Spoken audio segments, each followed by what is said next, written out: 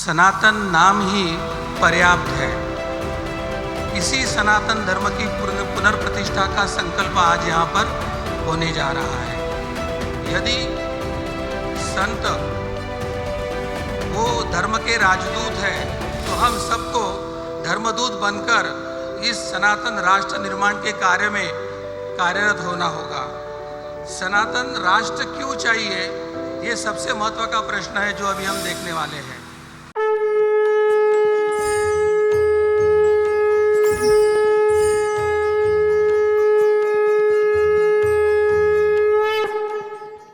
सनातन संस्था के व्यवस्थापकीय विश्वस्त श्री वीरेंद्र मराठे जी, इनसे विनती करता हूं कि वे सद्गुरु डॉक्टर चारुदत्त पिंगले जी का सम्मान करें।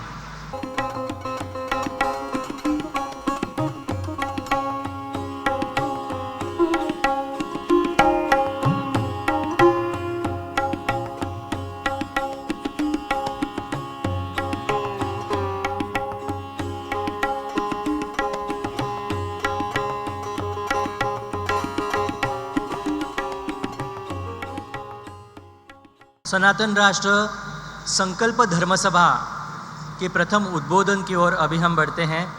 सर्वप्रथम हिंदू जनजागृति समिति के राष्ट्रीय मार्गदर्शक सद्गुरु डॉक्टर चारुदत्त पिंगले जी हमें संबोधित करेंगे। सद्गुरु डॉक्टर चारुदत्त पिंगले जी नाक कान गला रोग के विशेषज्ञ हैं। पूर्व में आप चिकित्सा महाविद्यालय में प्राध्यापक थे। आपके ही नेतृत्व में जून 2012 से गोवा में और 2018 से दिल्ली में हिंदू राष्ट्र स्थापना के उद्देश्य से अखिल भारतीय हिंदू राष्ट्र अधिवेशन संपन्न हो रहे हैं। आपने कुंभ मेले का महत्व एवं पवित्रता की रक्षा, श्री गंगा जी की महिमा, गुरु कृपा योगानुसार साधना, धर्म शिक्षा फलक आदि ग्रंथों का संकलन किया है। देश विदेश में होने वाले हिंदुत्व कॉन्क्लेव में आपका सहभाग रहता है। मैं आपसे प्रार्थना करता हूँ कि वे हमारा मार्गदर्शन करें। सनातन राष्ट्र स्थापना हेतु हिंदू जन जागृति समिति का संकल्प, इस विषय पे हमारा मार्गदर्शन करें। जिन्होंने अपने कर्म से धर्म की संस्थापना किया, ऐसे भगवान श्री कृष्ण के चरणों में साष्टांग वंदन करता हूँ और उन्हीं की परंपरा आगे रखते हुए ये जो संत अपनी तप, अपनी साधना और सेवा से यह परंपरा आगे चला रहे हैं, ऐसे सभी संतों के चरणों में मैं वंदन करता हूँ, जिनके आशीर्वाद से ये सनातन का वटवृक्ष खड़ा है। ऐसे पूज्य गुरुदेव सच्चिदानंद परब्रह्म डॉक्टर आठवले जी के चरणों में वंदन करता हूँ। और इस वटवृक्ष का जो अभिन्न अंग है, आप सभी धर्मरक्षक और साधक बंधु भगिनी, आप सभी को मेरा प्रणाम। सनातन धर्म एक अडिग, अनंत और अमर है। सनातन नाम ही पर्याप्त है। इस पर लांछन लाने का, इसको नष्ट करने का बारंबार प्रयास हुआ है, परंतु जैसे सूरज को ढकना असंभव है, वैसे सनातन को नष्ट करना असंभव है, क्योंकि इस धर्म की जड़ें इस सृष्टि के आत्मा से जुड़ी हुई है। और आज का जो ये आयोजन है, इसी सनातन धर्म की पुनर्प्रतिष्ठा का संकल्प आज यहाँ पर होने जा रहा है। और यह सारे संत ये सनातन धर्म के रक्षक है, मार्गदर्शक है, पथदर्शक है। इन्हीं के सानिध्य में आज यह संकल्प लिया जाएगा और आप सभी इसके साक्षी होंगे। मुझे लगता है ये जो सनातन राष्ट्र शंखनाद महोत्सव है, ये धर्मरक्षकों का कुंभ है। क्योंकि जब जब धर्म पर ग्लानि आई, तो संतों ने पहल करके धर्म और राष्ट्र का रक्षण किया है। यदि हम चाणक्य जी के बारे में सुनेंगे तो ना सत्ता ना संपत्ति, परंतु अपने संकल्प के बलबूते समूचे राष्ट्र को उन्होंने संगठित किया था। समर्थ रामदास स्वामी जी का अगर विचार करते हैं तो उनका संकल्प और उनकी प्रेरणा ने छत्रपति शिवाजी महाराज जी को हिंदवी स्वराज्य स्थापना करने का कार्य करने के लिए बल दिया था। और यदि हम गुरु गोविंद सिंह जी के बारे में विचार करते हैं तो उन्होंने केवल धर्म की बात नहीं बताई, धर्म की शिक्षा नहीं दिया, तो उन्होंने स्वयं के साथ अपने 4 बेटों का बलिदान देकर धर्म के लिए त्याग का क्या परिमाण हो सकता है वो उन्होंने हमें बताया है।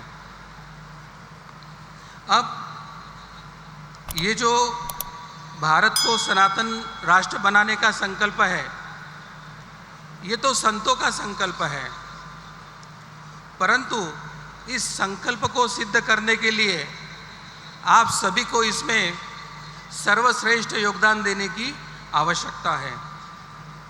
हमें पता है विभीषण राम नाम लेते थे, वो राम भक्त थे, परंतु हनुमान जी ने उन्हें एक मंत्र बताया, केवल राम नाम लेने से प्रभु की कृपा नहीं होगी, आप राम काज करोगे तो आप पर प्रभु की कृपा होगी। और हाँ, यही जो मंत्र है हम पर भी लागू होता है, हमें भी राम काज करना होगा, अर्थात हमें राष्ट्र धर्म का कार्य करने के लिए संकल्पित होना पड़ेगा। और वही संकल्प के लिए आज का यह आयोजन है। यदि संत वो धर्म के राजदूत है तो हम सबको धर्मदूत बनकर इस सनातन राष्ट्र निर्माण के कार्य में कार्यरत होना होगा। सनातन राष्ट्र क्यों चाहिए, ये सबसे महत्व का प्रश्न है जो अभी हम देखने वाले हैं। क्योंकि सनातन राष्ट्र ये कोई भावना नहीं है, ये काल की आवश्यकता है। क्योंकि ऐसे तो कहा जाता है कि भारत तो सनातन राष्ट्र है ही, परंतु क्या भारत की जो व्यवस्थाएं है वो सनातन राष्ट्र को पूरक है क्या, इसका हमें विचार करना होगा। अगर हम संविधान की बात करते हैं तो कहा तो जाता है कि भारत धर्मभूमि है, परंतु आज भी यहाँ के संविधान में सेक्युलर और सोशलिस्ट शब्द घुसाड़ कर रखे हैं।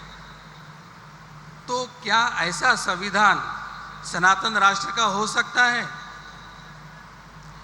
अगर हम न्याय व्यवस्था की बात देखते हैं तो यहाँ लिव इन रिलेशनशिप हो, समलैंगिकता हो, उसको कानूनी मान्यता दिया है।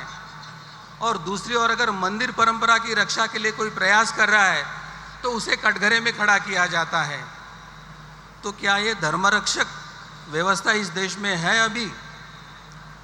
अगर हम शिक्षा की बात देखते हैं तो सरकारी तौर पर आज भी हिंदुओं के लिए भगवत गीता की शिक्षा दी नहीं जाती है, परंतु मजहबियों में मदरसों में जो मजहबी शिक्षा दी जाती है उसको मात्र कानूनी वैधता प्राप्त होती है। तो क्या इस देश में बहुसंख्यक हिंदुओं के साथ न्याय हो रहा है या पक्षपात हो रहा है, इसका विचार हमें करने की आवश्यकता है। यदि हम संस्कृति की बात करते हैं तो गौ माता हो, गंगा माता हो, उनकी रक्षा के लिए आज भी हमें संघर्ष करना पड़ रहा है।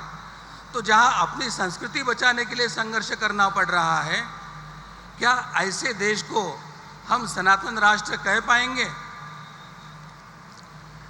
अब सप्तपुरियों के बारे में अगर हम चिंतन करते हैं तो उनमें से काशी और मथुरा आज भी उन्हें मुक्त करने के लिए हमें संघर्ष करना पड़ रहा है। अपने ही देवताओं की भूमि वापस लेने के लिए हमें संघर्ष करना पड़ रहा है। तो क्या ऐसे व्यवस्था को हम सनातन राष्ट्र की व्यवस्था कह सकते हैं? और मंदिर के धन के संदर्भ में देखते हैं तो मंदिर का धन हमारा धर्म और संस्कृति की रक्षा के लिए खर्च होना आवश्यक है और उसके लिए हमारा संघर्ष भी शुरू है। परंतु क्या आज ये हमारे मंदिर है और हमारा उस पर हक है, ऐसे कहने की स्थिति में हम हैं? तो इन सब बातों का विचार करते हुए यह प्रश्न निर्माण होता है कि ये जो व्यवस्था है वो सनातन की व्यवस्था है, क्या वो धर्म की व्यवस्था है? नहीं, यह सनातन की व्यवस्था नहीं, यह धर्मसम्मत व्यवस्था नहीं, यह अधार्मिक एक विकृत व्यवस्था है और इसलिए हमें सनातन राष्ट्र की मांग करने की आवश्यकता पड़ रही है। अब व्यवस्था हमारी हो न हो, परंतु हम बहुसंख्यांक हैं, इसलिए अगर हम इसे सनातन राष्ट्र मानते हैं तो हमें ध्यान में रखना होगा कि हजारों वर्ष से इसी विचारों के कारण हम धीरे धीरे सिकुड़ते जा रहे हैं। और इसलिए कहा जाता एक साधे सब साधे, और हम सभी को अभी धर्मदूत बनकर संकल्प लेना पड़ेगा और कहना होगा, बीते युगों की राख नहीं, बीते युगों की राख नहीं, हम नए युग की ज्वाला है, केवल पुरखों की छाया नहीं, हम सनातन के निर्भीक छावा है। आपने छावा देखा होगा छत्रपति शिवाजी महाराज जी के बेटे संभाजी के बारे में, तो हमें सनातन का निर्भीक छावा बनने का अभी समय आया है, ये हमें ध्यान में लेना होगा। और उसके लिए सबसे महत्व का आवश्यकता है वर्तमान की क्या है? एक ऐसे शंखनाद की जो सनातन राष्ट्र का निर्माण करे, जो सनातन राज्य का निर्माण करे, जो भारत को सनातन राष्ट्र घोषित करे, ऐसे शंखनाद की आवश्यकता है और उसी के लिए आज के इस कार्यक्रम के आयोजन का प्रयोजन है। परंतु मन में प्रश्न होता है कि सनातन राष्ट्र होगा कैसे?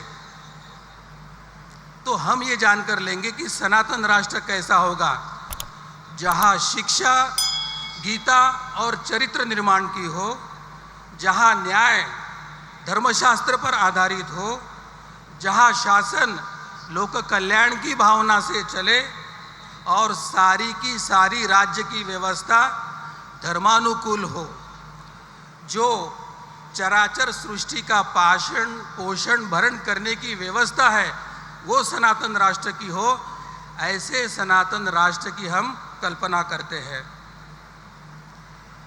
अब एक महत्व की दृष्टि क्या है? एक पाश्चात्य दृष्टि और एक हमारी दृष्टि है। पाश्चात्य दृष्टि विश्व को एक बाजार करके देखती है और व्यक्ति को एक ग्राहक करके देखती है, और हमारी दृष्टि विश्व को कैसे देखती है?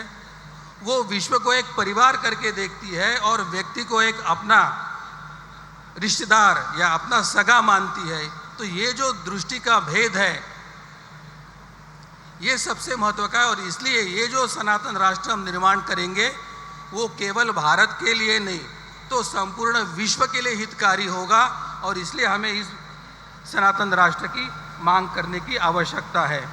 क्योंकि विश्व में अन्य कोई पंथ नहीं, केवल सनातन धर्म ही वसुधैव कुटुंबकम की प्रार्थना करता है, और इसलिए वैश्विक स्तर के उद्धार के लिए हमें सनातन राष्ट्र चाहिए। यदि हमें भारत को विश्वगुरु बनाना है तो उसका पहला चरण तो यही होगा कि भारत को हिंदू राष्ट्र घोषित करें, और इसी का संकल्प आज हम सभी को यहाँ लेना है। पूज्य संतों का हम सभी को तो आशीर्वाद है ही, परंतु हमें कृत संकल्पित होकर इसके लिए आगे आकर पहल करनी होगी और धर्म कार्य में योगदान देना होगा। आपका ये योगदान कैसे होगा? तो यह नए युग का एक जयघोष होगा। सनातन राष्ट्र यह नए युग का एक जयघोष होगा। हमारी संस्कृति अस्मिता का यह पुनर्जागरण होगा, और सनातन का जो आवाज है वो सिंह गर्जना के जैसा विश्वव्यापी हो, उसका पहल करने वाला होगा। तो आइए और एकजुट होकर मेरे साथ आप दोहराइए, कहिए, मैं धर्म रक्षक बनूंगा, कहिए, मैं धर्म रक्षक बनूंगा। मैं सनातन राष्ट्र की स्थापना में अपना तन मन धन अर्पण करूंगा। संतों के चरणों में मैं अपने जीवन का संकल्प समर्पित करूंगा।